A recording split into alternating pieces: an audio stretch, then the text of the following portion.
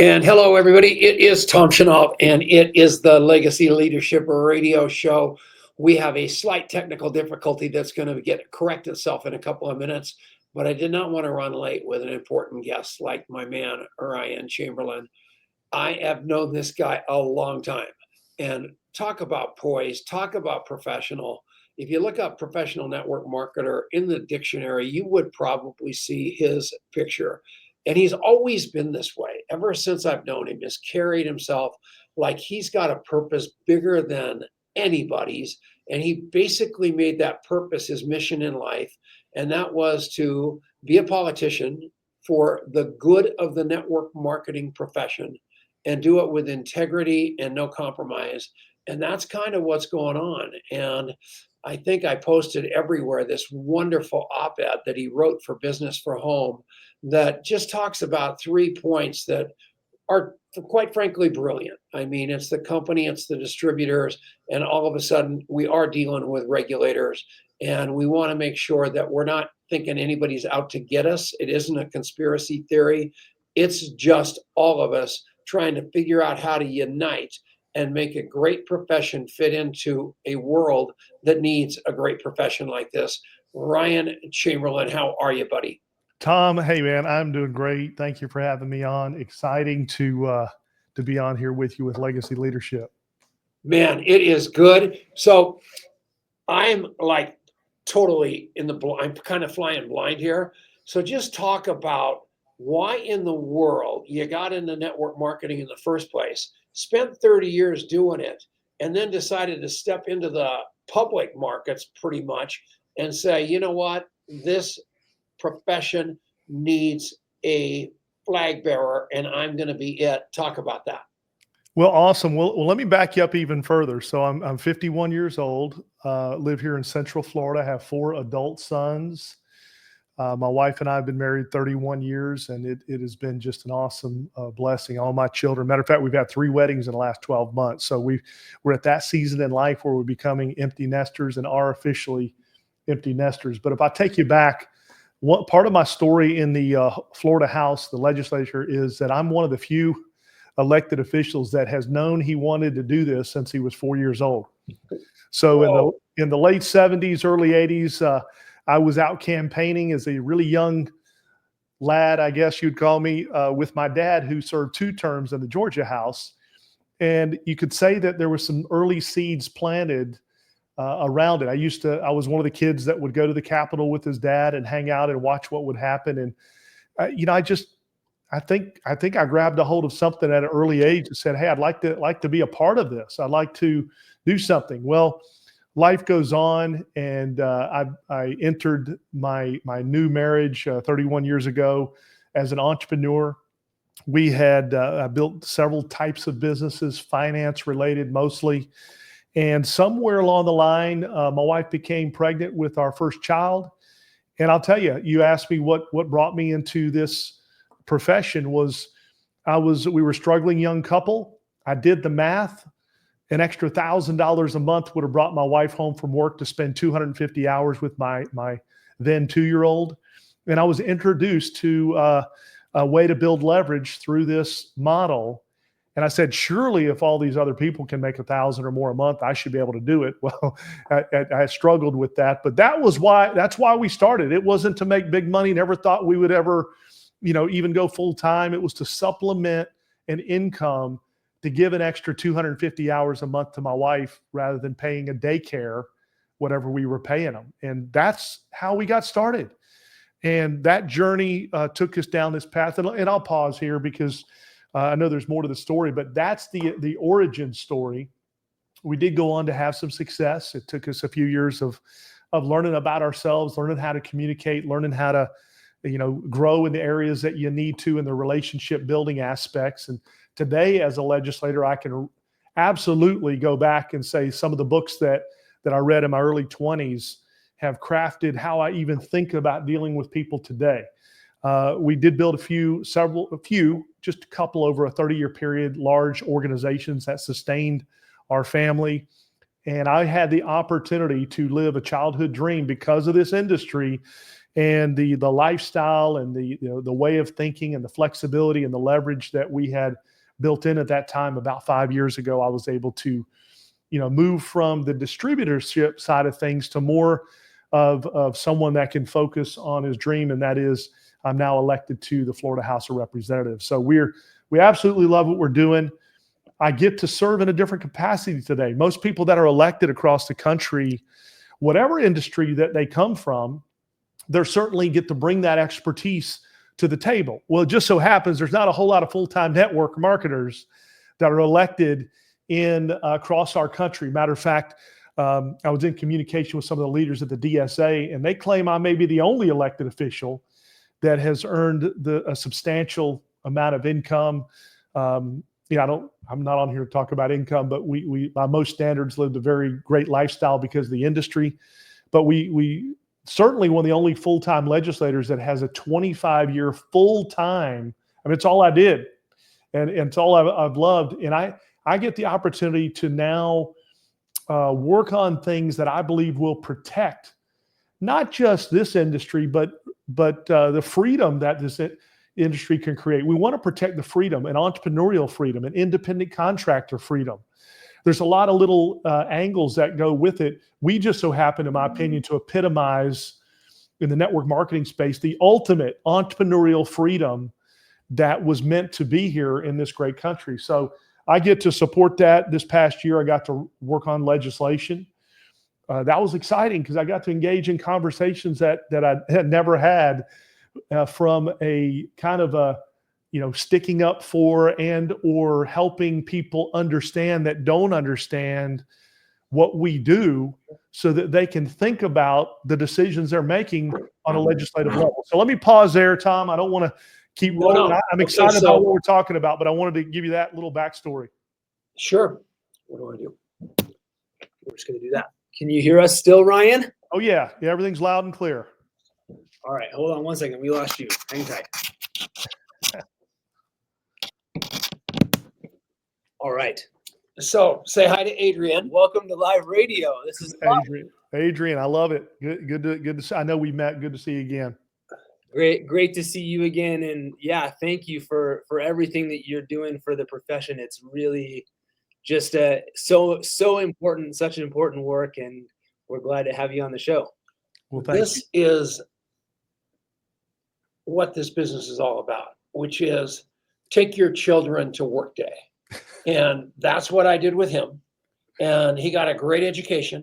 He saw his dad every day out there trying to figure out how to make money. He saw the highs and the lows. He saw the good and the bad, but he never saw his dad disappear to a job every day just to come home with a bag of money and go fight another day.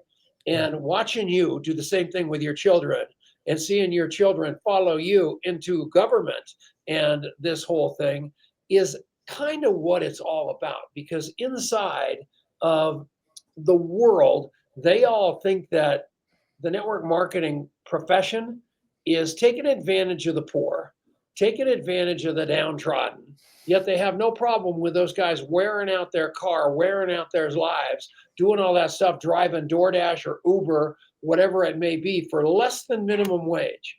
I can't tell you how much I respect and thank you for being on the front where we can all follow you.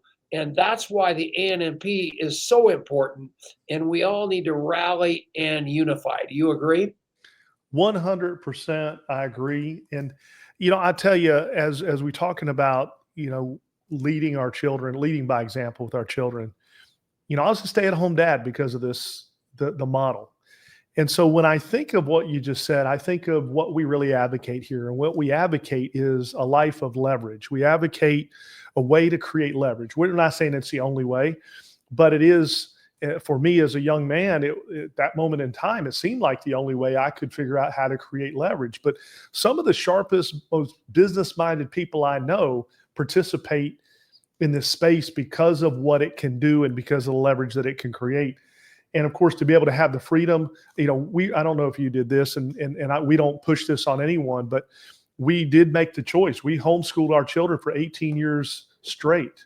We traveled the world with them. We gave them that type of education. I mean, instead of reading about the pyramids, they got to walk inside of them in Egypt.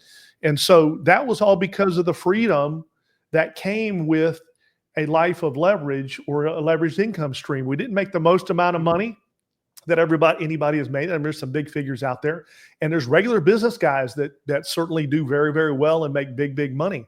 But what we did was we created leverage and we created lifestyle because of that. And so that's the message that is strong today. I don't think it's going anywhere. Matter of fact, I think it's with the invent of all these other little side gig jobs, people are now, you give a moment in time and they realize there is no leverage with these side gig jobs. There is no opportunity to work yourself out of not going to work every day. Yes, you can make $500 or $1,000 a month extra in the gig economy, but you'll never create leverage. You'll never create lifestyle unless you just invested all of that and did it for years. And that's unlikely for most people. So we still have the opportunity for what we have been preaching for this many years. And I believe that it's coming, everything moves in cycles. We're going to see real growth here in this space because of what it's done for so many people. Well, what's so cool about it is, we're all talking about entrepreneurs from everywhere. I mean, you've got Elon Musk, who's an entrepreneur, Donald Trump, before it was not fashionable to talk about it, had something called the Trump Network. That's public knowledge, which was a network marketing company. He might have just put his name on it.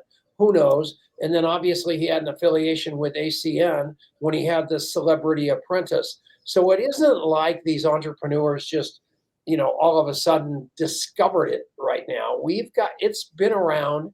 It's been in the game for the big money people. Take a look at Warren Buffett, another guy that's embraced this space. And it's not the ugly stepsister. What's pathetic, in my opinion, is how we've let our reputation be something that is less than stellar, because I believe it to be the greatest form of entrepreneurship on the planet. I backed him in a startup, and that startup, before we were out $1 million before we even knew we started it. And, in network marketing, if you invest $500, that's kind of a lot. And usually with every one of those $500 investments, there's a money back guarantee behind it. And in all the stuff that he did with that startup, we had nobody to call to say, can we get our money back? It was for John. So I just think that we need to educate, expose, and professionalize everything a lot more. What do you think? I agree. I live about an hour north of Orlando, Florida, little town called Ocala. And you can't drive through Orlando without seeing the Amway Arena. Yeah. You can't. So the credibility is there. I've had conversations with fellow legislators. There's a respect for the industry. Not all of them understand it. Most of them have participated in it to one degree or another. Very few, I will call sophisticated people that I talk with on a regular basis are negative or down on it. They may or may not think it's right for them, but they're not down on it. And it's a different form. Like you said, you invested $1 million in to help a startup, you and Adrian. And so it's $1 million. That was $1 million worth of equity. Well, really, if you think about it, what we're investing equity into building a network marketing company, it's just $1 million of relationship equity. Yeah. We build relationships depending on how you conduct yourself throughout, your life and how you communicate, how you, work with people. You are building equity, whether you like it or not, one way or another, positive or negative equity with people. And if that equity is communicated to properly with something of value, most people will respond the right way. I think it's continuing to move this away from a trying to get somebody into something industry, more so than, hey, we've got something of value that makes sense. And, I know that, I'm not here to teach people how to build their business, but I believe that, the equity you have with people and the system you use that your company, is proven mixed with that equity properly is what creates the dynamics for you and your business. And it took me a while as a young man to actually start building equity with people and relationships. The last few years, Tom, I've witnessed the industry take a little different approach, and it's circling back around. And I don't want to say that this approach has been terrible or bad, but it's something to learn from.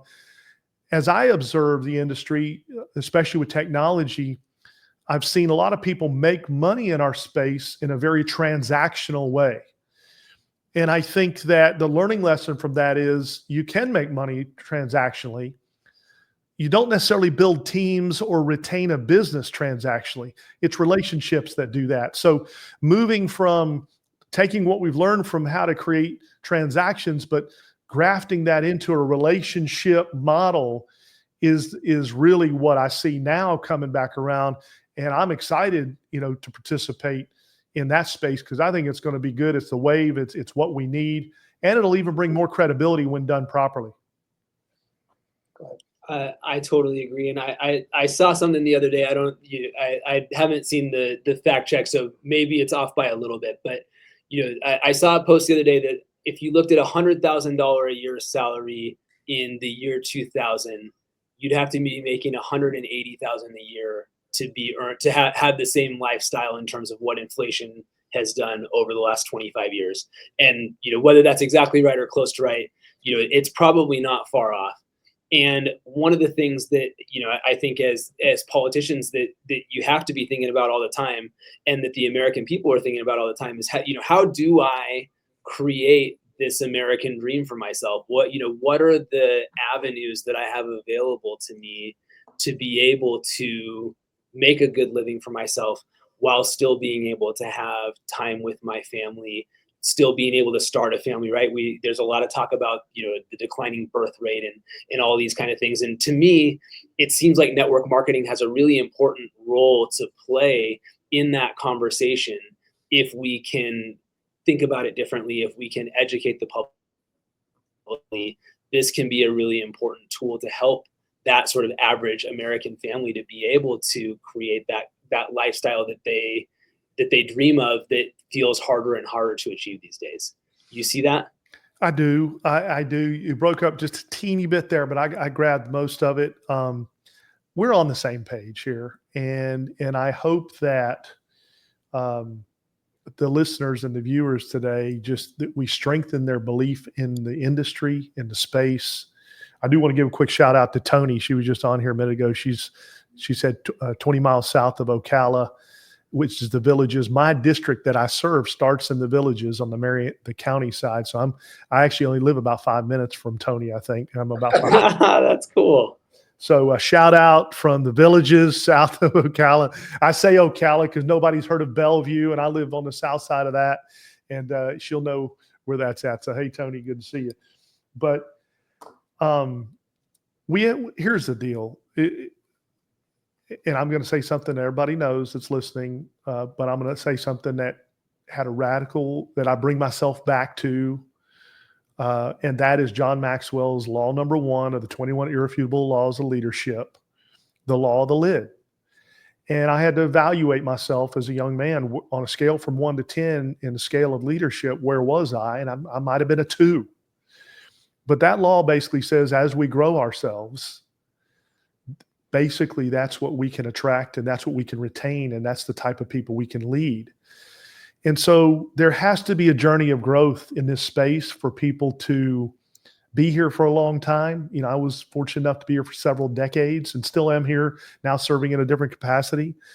But there has to be a growth component, and there's many people participating here that aren't on a real growth plan. And I'm talking, watching an occasional YouTube video is not a growth plan. And I'm not here to tell you what one is for you, but I'm going to say that is a principle. And I believe that's also a principle that helped me arrive where I'm at today. And I haven't arrived yet. I do get to work on some really cool things when it comes to legislation that affects a lot of people, not just in the entrepreneurial space, but in other areas as well. And it's exciting to do that.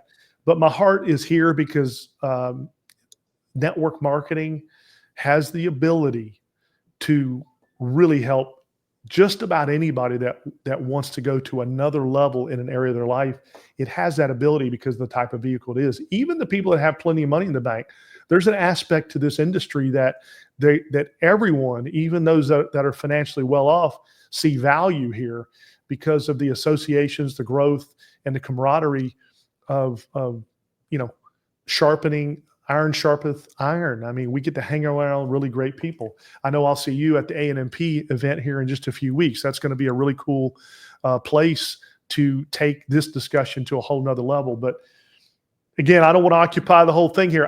We're in tune, Adrian and Tom, on this, and I'm happy to share any bit of insight that I can give you and your audience on anything I'm dealing with.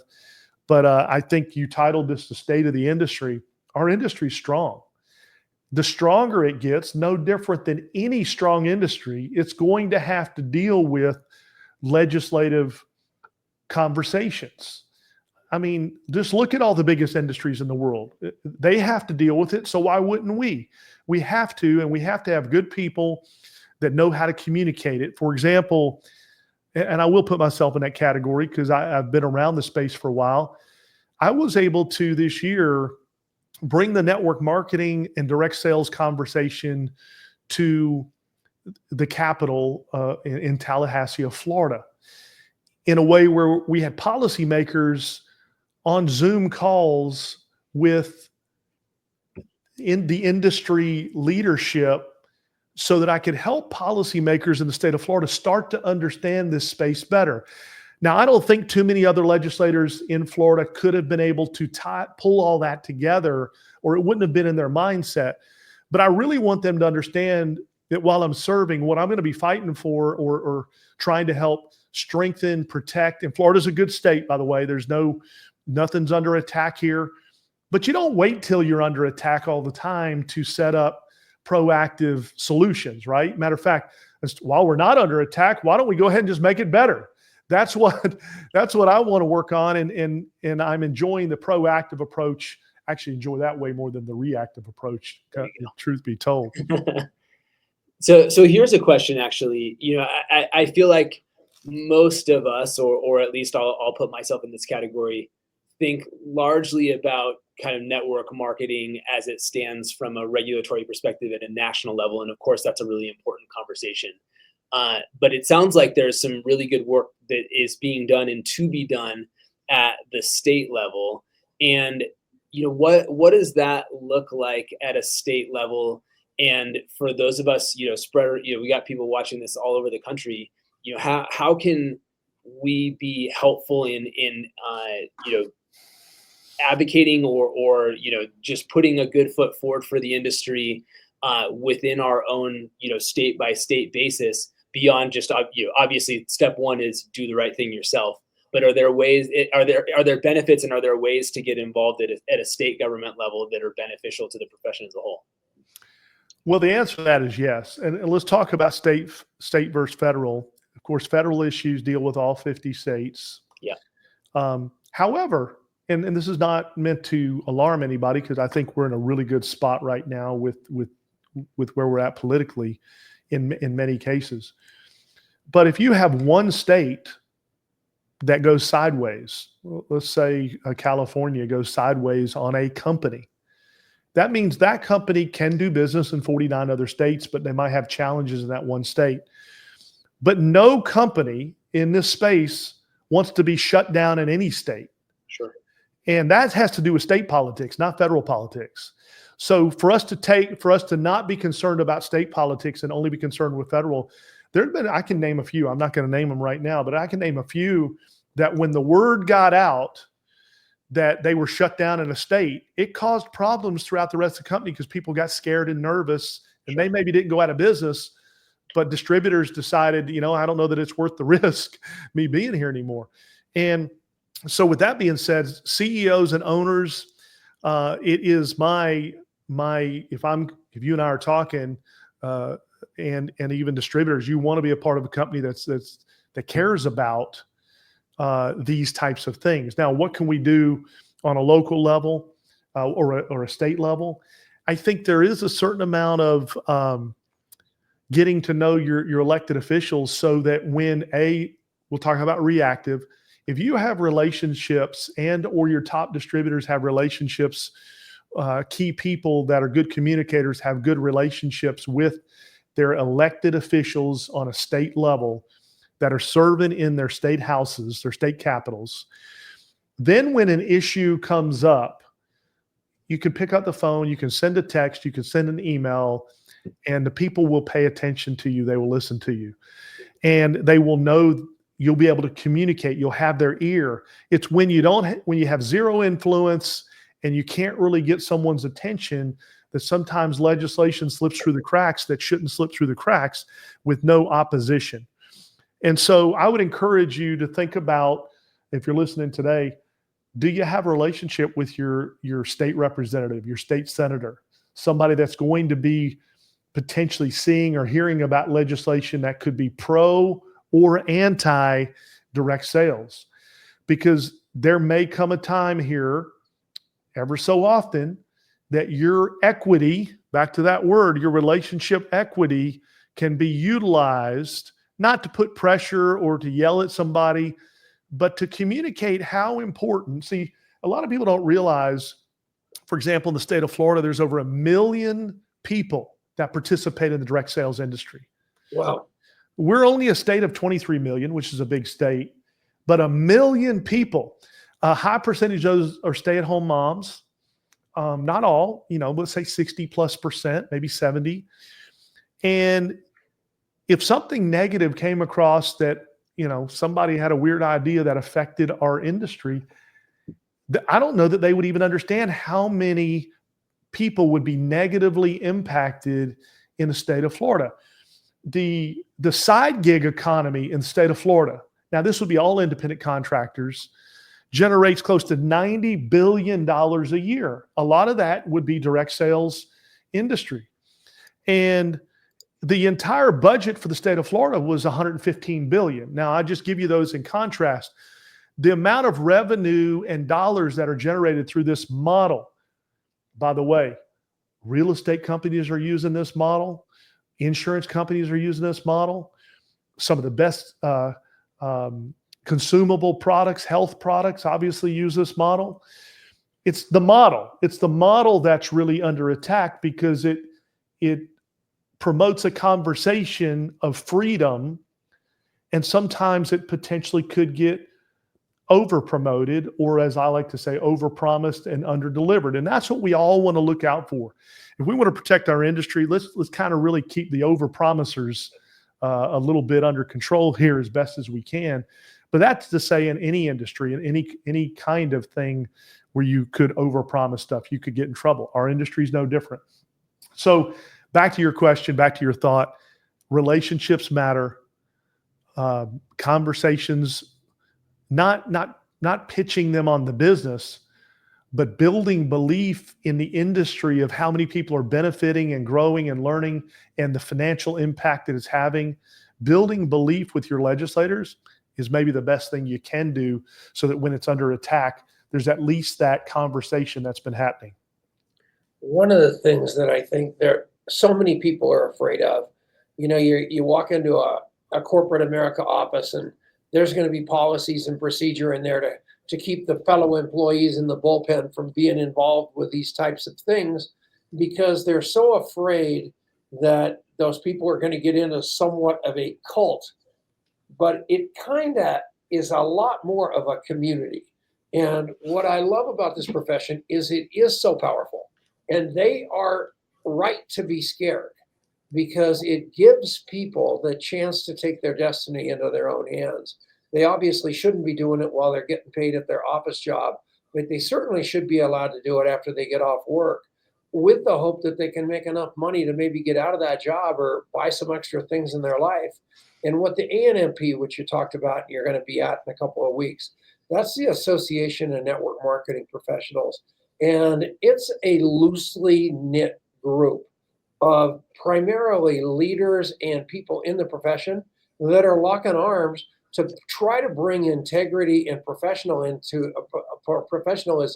into an arena that is easy to abuse. I mean, there's a lot of people that understand the power of the spoken word, and we need to be governing ourselves around income claims and product claims and things like that. And I think what you are doing by just raising awareness and letting those people see that this is the real deal, and people are getting their lives back and they are getting a shot, and there's no real entitlement there, which a lot of people don't like. They can't believe that people have to work for free for a little while in order to make some money. But that's basically what an entrepreneur does. And I love that you're raising the bar of awareness, Ryan, and we want to help you. We want to, you not only with the ANMP and the DSA and the DSU and Stuart Johnson and all those great people that you're involved with, we've got to raise the bar where people understand that literally anybody has a chance to improve their life with a little hard work, which is what America is all about, right? Absolutely. And I appreciate the words. Thank you for that. And I certainly am excited to connect with more and more people. As you were saying that, I was sitting here thinking about, the comparison or some of the things that go hand in hand with politics and network marketing. In the political space, some of this conversation, we could just replace the word network marketing with the word politics and it would have fit the same way. Yeah. Because there's a certain element of political distrust that is happening in our country and our states right now. There's a lot of politicians that people just don't trust. And there's a lot that they do.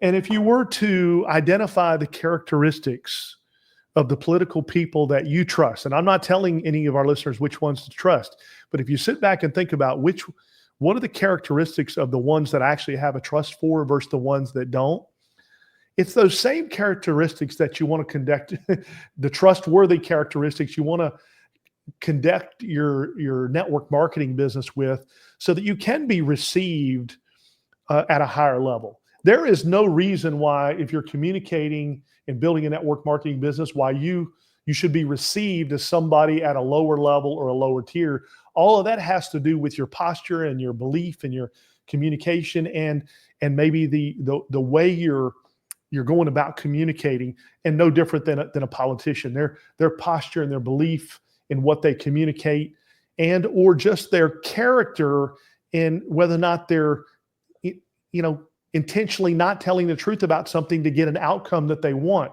So it's the character and the principles that we hold, that we have to hold at high esteem, that we have to edify and reward so that we get proper behavior, which will ultimately keep elevating. I think we're on the track to elevating, but it's going to take people like what you're doing, Tom and Adrian, to keep that mindset, that forward momentum of growth in the field, and our profession will keep rising. It will keep rising.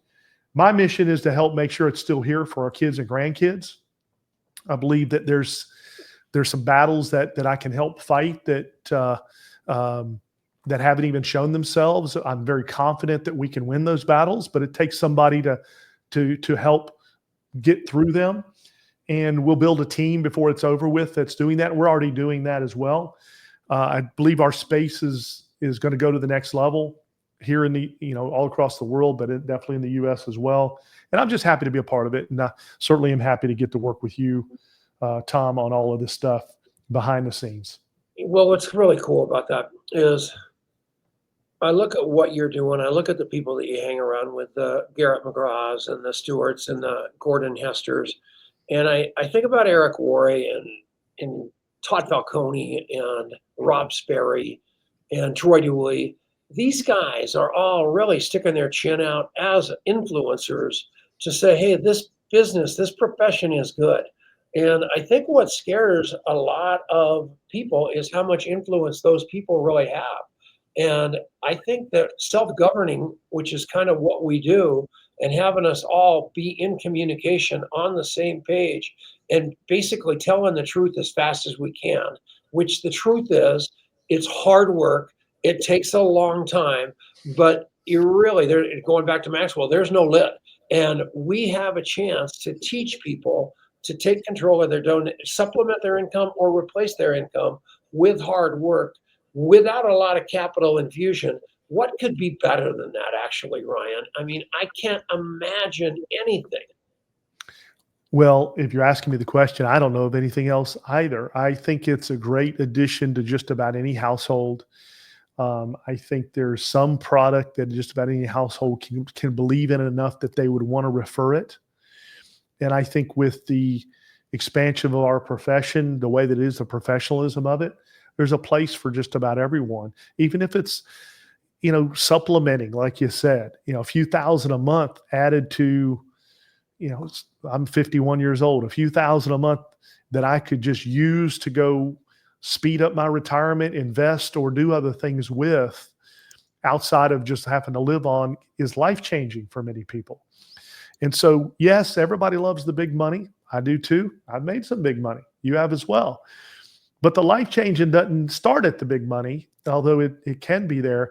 The life-changing for me, in all reality, I had just as big of a life change when I started making $1,500 a month as I did when I started making $15,000 a month. I really did, because of the dynamics. Now, over time, I grew to where, okay, I needed the 15,000 to make it feel like it was a bigger difference.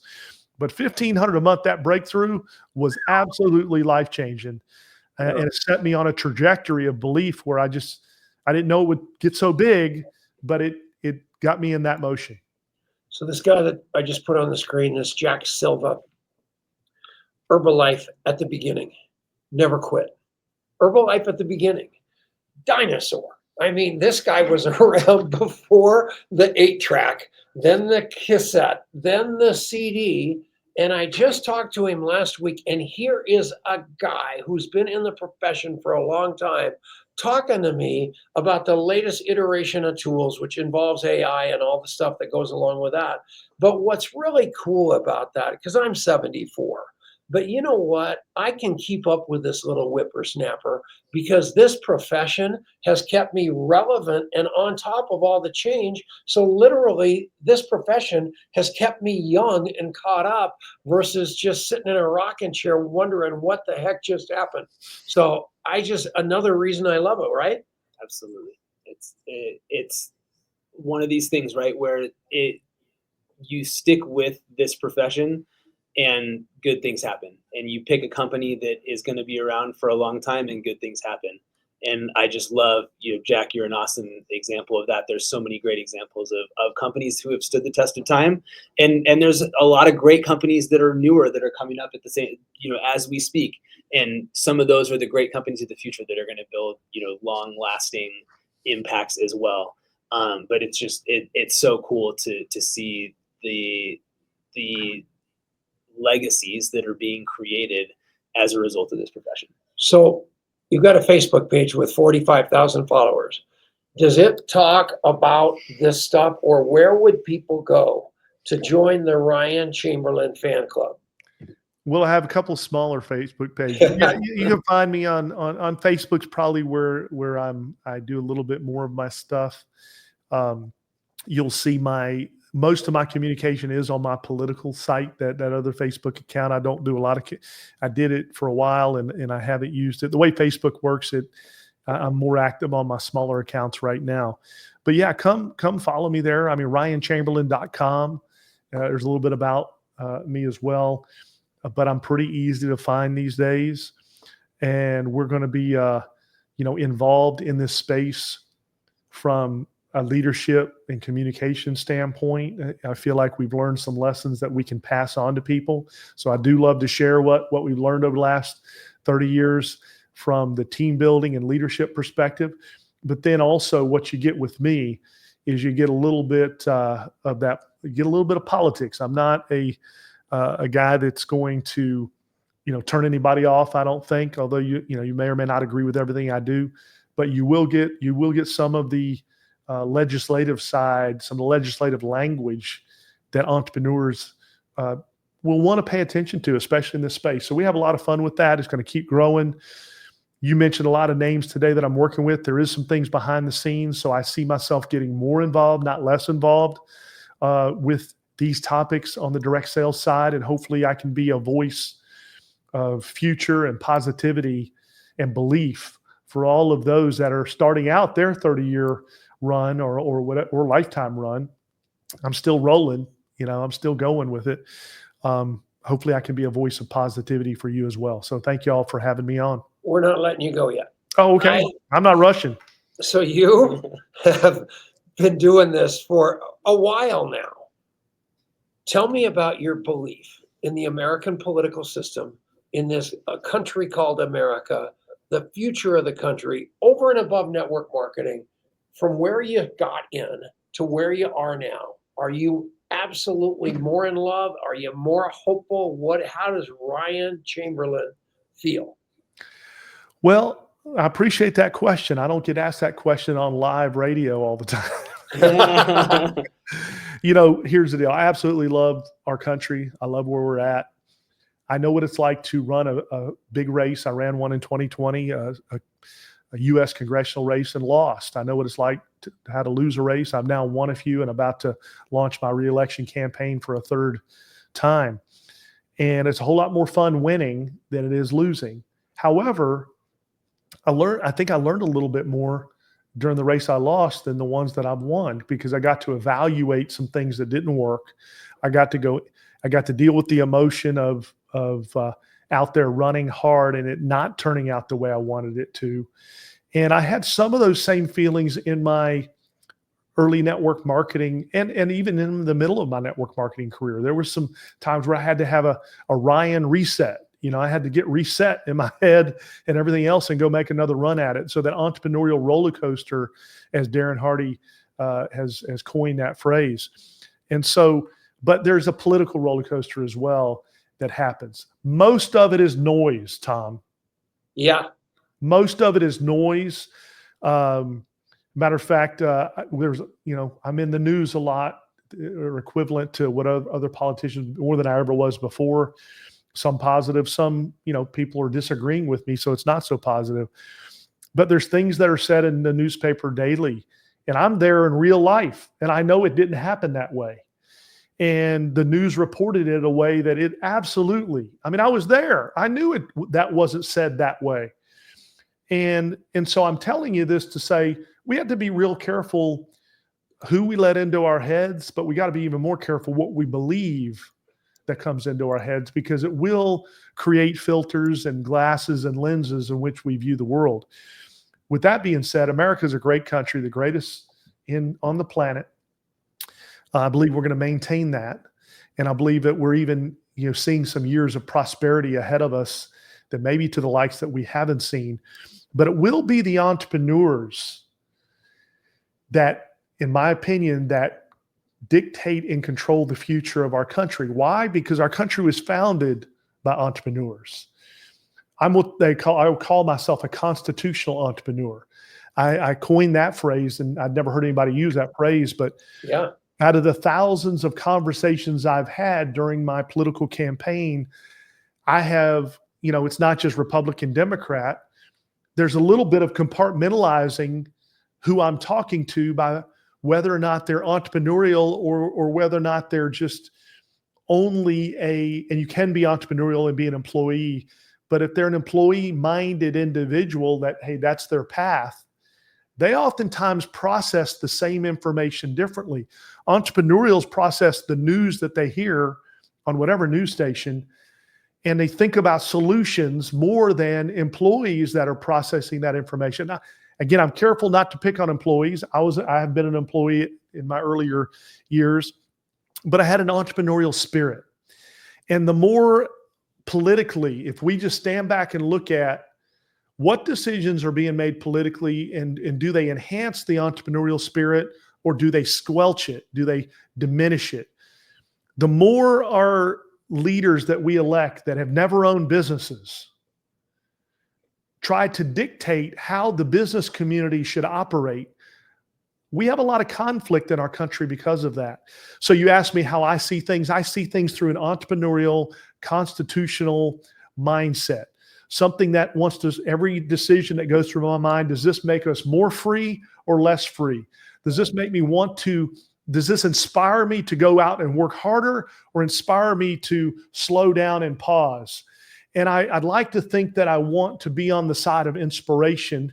And I know it's tricky. I know you can't always do it. But again, you asked me what Ryan Chamberlin sees. This is how I'm processing this. And a lot of the mindsets that I have today are because I listened to, not all the way back to the 8-track, but I listened to the cassette tapes. I listened to the CDs, and now I listen to the podcast.